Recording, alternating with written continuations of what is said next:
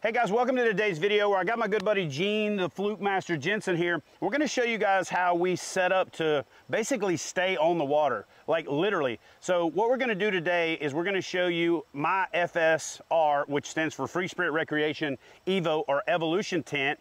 And then if you want to head over to Gene's channel, he's gonna do a full walkthrough of his tent, which is the Odyssey. That was the tent I initially wanted. And so today I'm gonna find out if I made a mistake by going with the Evo or if they're just both great options from Freespirit Recreation. But before we do that, we're gonna have a race to see who can set their tent up the fastest. All right, Gene, so on three, we're gonna do this and see who can set our tents up the fastest. You ready? 3, 2, 1.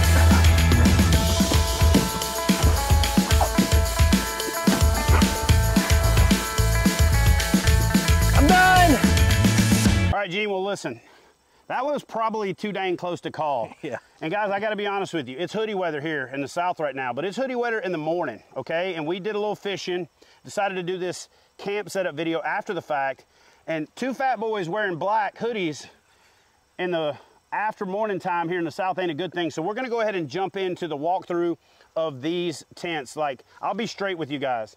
I went with the Evo because they recommended it at FSR. I actually went there to pick up the tent that Gene has, the Odyssey, but when I explained to them that I wanted to put bars on top and put kayaks on top and things like that, they said I may be better off with the tent that I got. Luckily for me, Gene picked up the Odyssey, so now I'm gonna be able to see, you know, if I made the right decision or if maybe I should switch out and hand this one down to Austin or something like that. So Gene, I'm gonna do a quick walkthrough of the Evo. You're more than welcome to kind of tag along to see what that's all about. And then after that, we're gonna do a walkthrough of yours. But if you guys wanna see the walkthrough of Gene's Odyssey, you're gonna have to head over to youtube.com/Flukemaster. But for now, let's go check out the FSR Evo. All right, guys, so we're gonna jump into the full walkthrough of my Evo from FSR or Evolution tent. But to explain the wardrobe change, basically what happened is when we filmed with Gene, and we did the run through, we ended up with some bad audio, bad lighting, bad camera work on my part. So Austin suggested that we redo the video. So that's what we're doing. And it probably makes sense for me to take you through the setup process rather than just showing it already opened after we did the race. So let's walk through kind of how you set up the FSR, how you basically camp in it, what I love about it, what I don't love about it, what I love about rooftop tent camping, and what I don't love about rooftop tent camping. So here we go. So basically this thing is secured with these over center latches.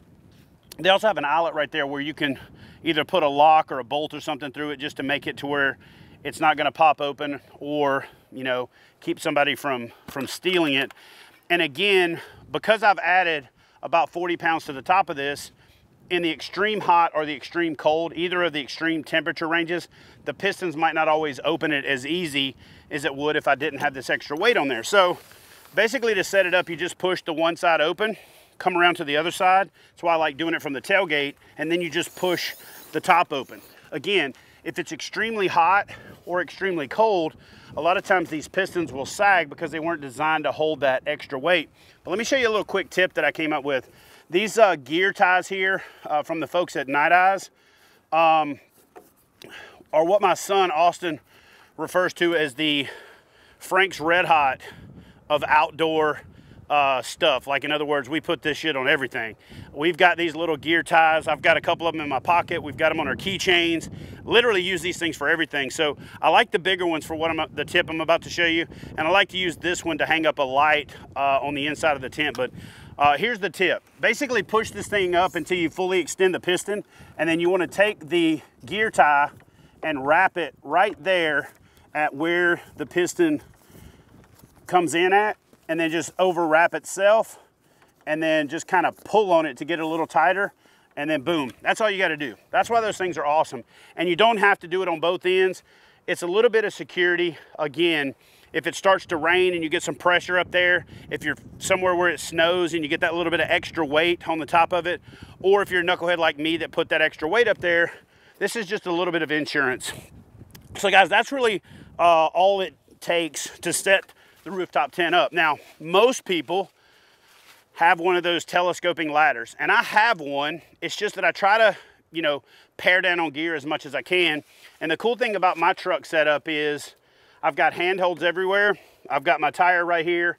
I've got one of these DZ handholds that's right here, right there underneath that you can't really see. But even as a bigger dude, and even in rain, sleet, snow, or shine, it's really easy for me to get into the tent. So all I do is put my foot up on top of my tire, grab that handle from DZ, grab here. And the first thing that I'm gonna do is I'm gonna disconnect my cord that pulls the tent in when I close it. And then when I get in the tent, I will set that up the right way. But I've got a little foothold here. I just pull my way up, put my knee in, and just roll in.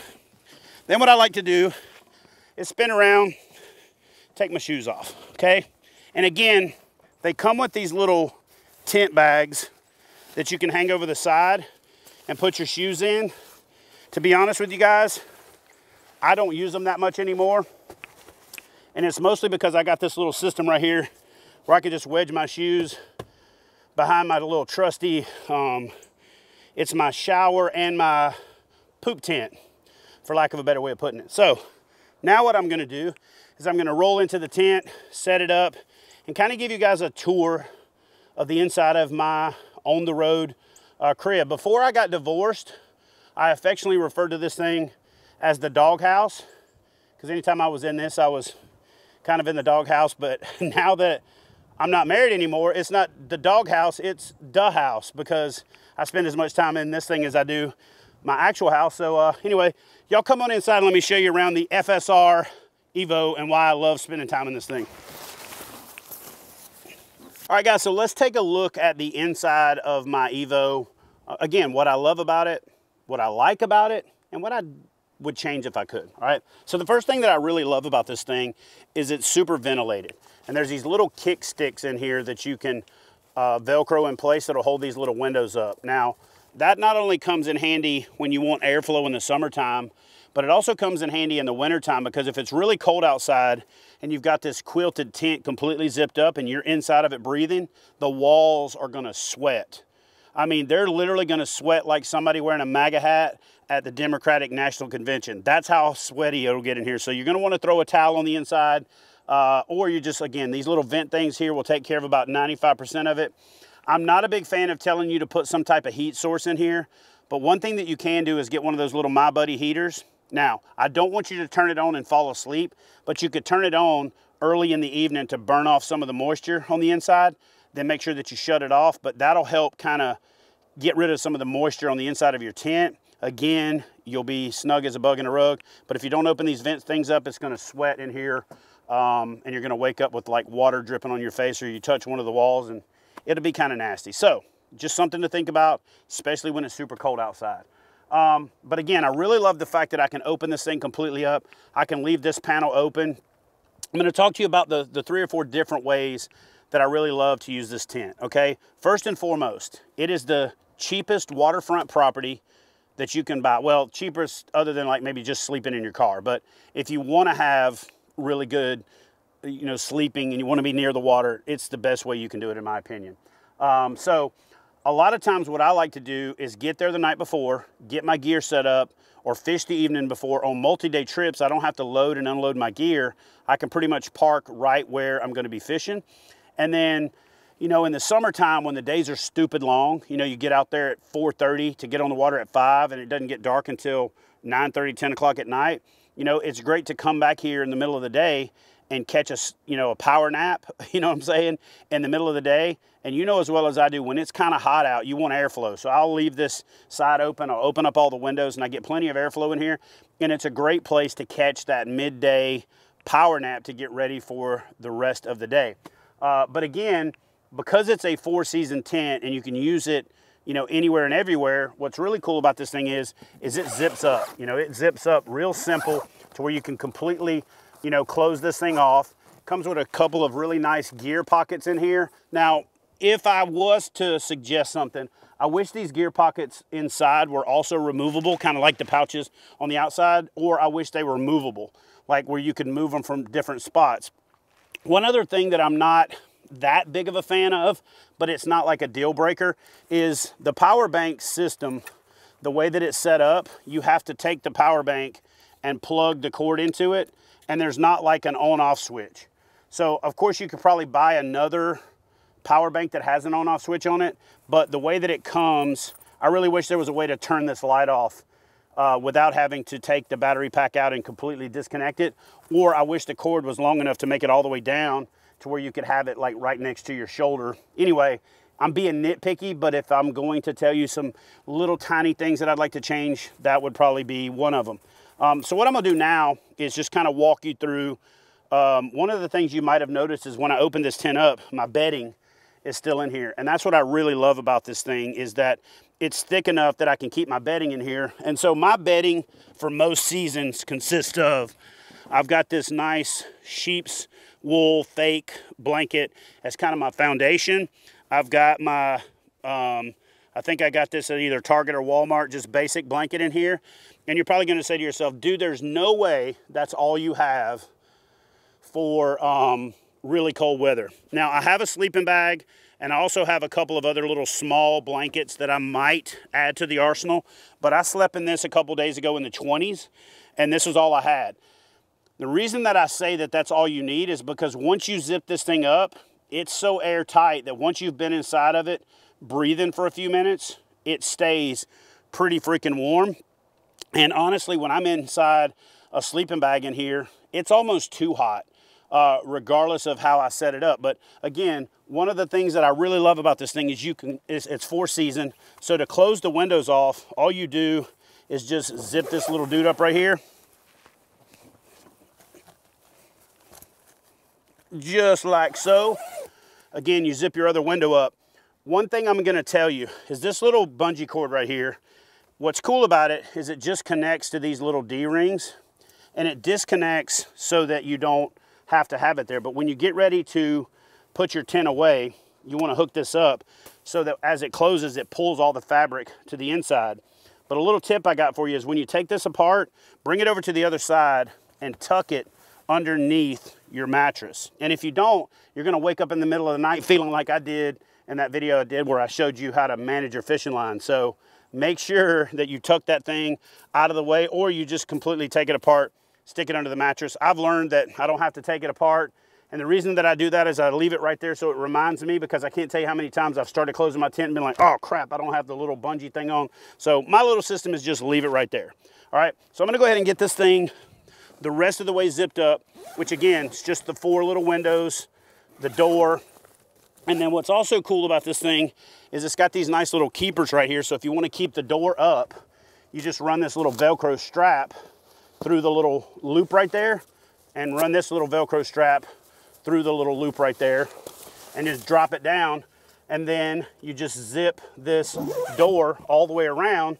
And again, this thing is so cool, and all the different configurations that it has, because if it's the summertime, you want to keep the bugs out, but you still want to keep ventilation, you could just drop this top panel down. But as you can see, this panel is also quilted, so it makes it really nice when it's cold outside to keep you nice and toasty on the inside. So what I'm going to do now is I'm going to bring you guys inside and kind of show you my sleeping setup, how I fit in this, what a lot of people think is a tiny little tent. And yeah, and then we'll talk about some other stuff once I jump out of the tent that I would have changed if I built this thing myself. But for the most part, let's come on inside. I'll show you guys around, and I'll show you kind of my sleeping setup. All right, guys, so just for the sake of showing you kind of the setup in here, I got my feet down there at the end, and then this is the top of my head, and I've probably got, I don't know, 10 inches, 8-10 inches above me. But what I'm going to do now is I'm going to open up some of the windows just to get some better lighting in here and kind of walk you guys through, you know, how I sleep in this thing, what I love about it. And again, a couple of little small things that I might change. But let me pop open one of these windows and, you know, give you guys kind of a more full walkthrough. All right. So basically what I'm trying to say is there's plenty of room in here. Now, there's two things that I like to do to be more comfortable. First and foremost, one of the reasons that I think I can get away with sleeping a lot with a lot less blankets and gear, is I keep one of these beanies in here. This happens to be the On the Water Innovations, and that way when I get ready to go to sleep, I can pop my hat off, I can throw the beanie on. Give me a second.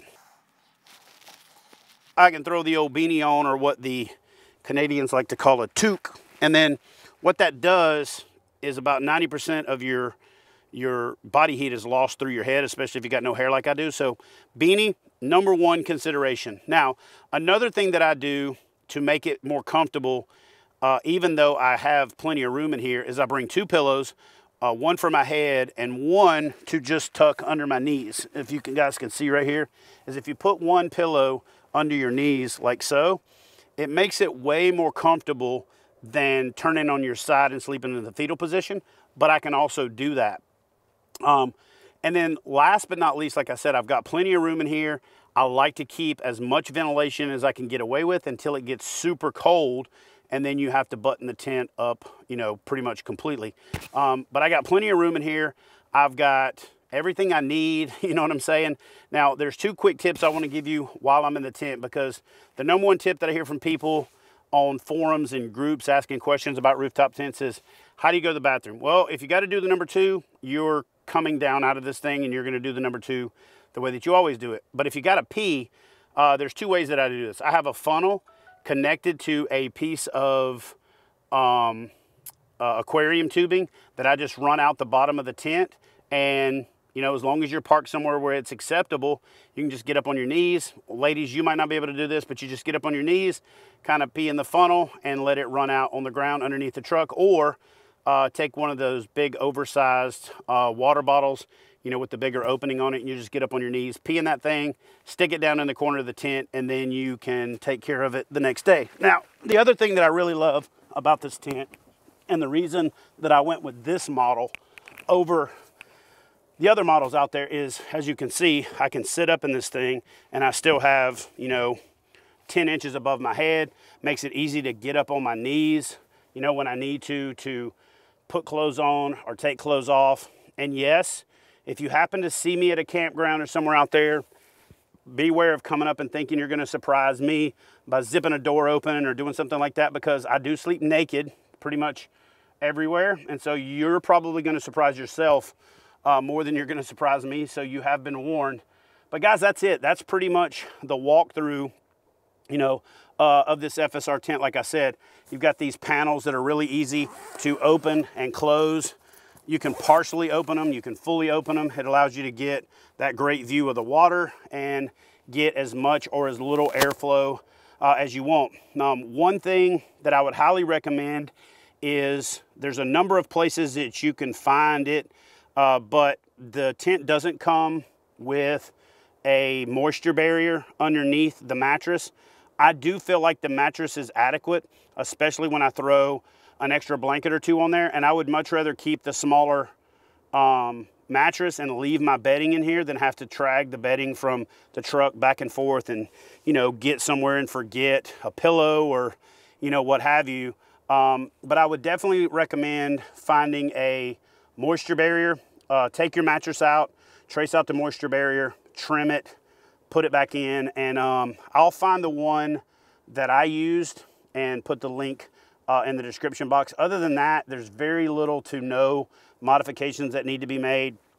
You know, a lot of people say these things are super expensive, but when you consider the number of nights that I spend in it, and you have to do that kind of value proposition for yourself, for me, every night that it saves me a hotel is, you know, a value proposition in and of itself. So this thing pretty much paid for itself in the first month and a half that I owned it.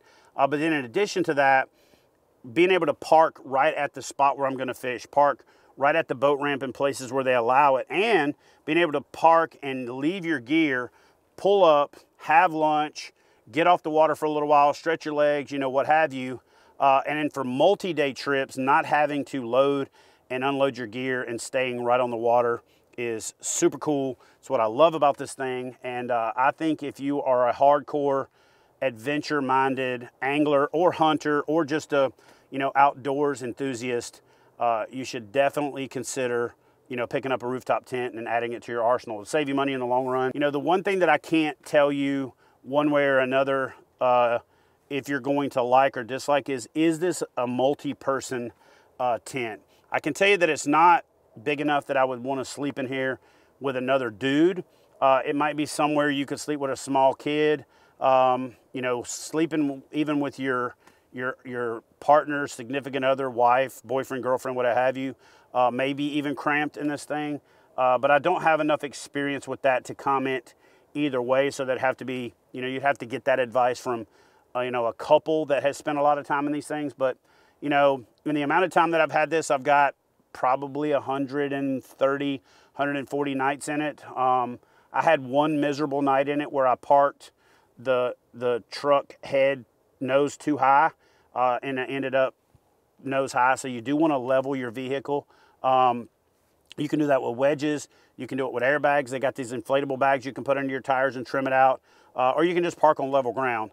If you're going to park uneven, you want to be nose high, if anything, and sleep with your head on the high side, because if you sleep with your head on the low side, you're going to wake up with the worst headache that you've ever had in your life. But guys, that's it. That is my walkthrough of my FSR, which stands for Freespirit Recreation. I'll link up in the description box below the actual tent that I have. I'll also go find Gene's video and link that up in the description box below. But yeah, guys, do me a favor. Leave a comment in the comment section below. Let me know what questions you have about rooftop tents, things that I might not have covered in the video, or just, you know, leave me your initial impressions of this video, and we'll see you guys in the next one. Actually, sorry about that. The video's not over yet because I didn't show you knuckleheads a couple tips on how to close this thing up properly. So first and foremost, what you want to do is make sure all your windows are open. If you don't make sure your windows are open, you're going to end up with this situation where it's going to puff out and the air can't escape as you close it. The other thing that you're going to want to do, and what I did, is tie a knot in this thing right here to take up some of the slack so that it pulls tighter. And definitely don't talk yourself out of using this. The first few times that I shut this tent up, I was like, I don't really need that. But you need it because what it does is it pulls everything together. I like to put one pillow close to one end, one pillow close to the other end, and then I like to take the door and push it back in there. Now, because I showed you guys this tip on the piston, let me teach you a lesson that I didn't learn the right way the first time. I put that little zip tie on there, or that little, so I put that little twisty tie on the piston, got ready to shut it up the next morning, and I'm sitting there pulling on the thing going, what the heck? So be sure that if you use my little tip on putting the wrap around the piston, that you take it off before you close the thing up. So let me do that real quick, and I'll be right back to show you guys, you know, some tips on shutting this thing up properly. All right, so now that you got your Night Eyes tie off of there, what you want to do is push your door in as it's going, and then kind of slightly assist pulling the sides in just a little bit, and that'll pay dividends when it comes to closing this thing up. Now, what I like to do is work my way to the back, push the tent in, close it up, and then walk all the way around the tent to make sure you don't have any fabric pooching out anywhere before you start latching your latches. The worst thing you could do is get it completely wrapped up, put all your latches on, come around the front, and you got a little bit of fabric poking out. So what I like to do a lot of times is take a stick and just kind of pop it right before I close it all the way. But again, that little bungee system, for the most part, pulls it in. What I would do is hop on the tailgate, the back of the truck, use your ladder, fold it down, and then just do a quick walk around, and you'll start to learn where some of your tent material is going to pooch out. And then if you actually start forcing that material into a position where it creases, it'll get a memory where it just goes back into the same spot over and over again. Initially, it might take you a couple times to get it dialed in. It takes me about 60 seconds to set this thing up, and somewhere between 1.5 minutes and 2 minutes to put it away, and that's even if I've got to, you know, tuck some of the fabric in. So I'm basically going to close this thing up, latch it up, and then we're ready to roll.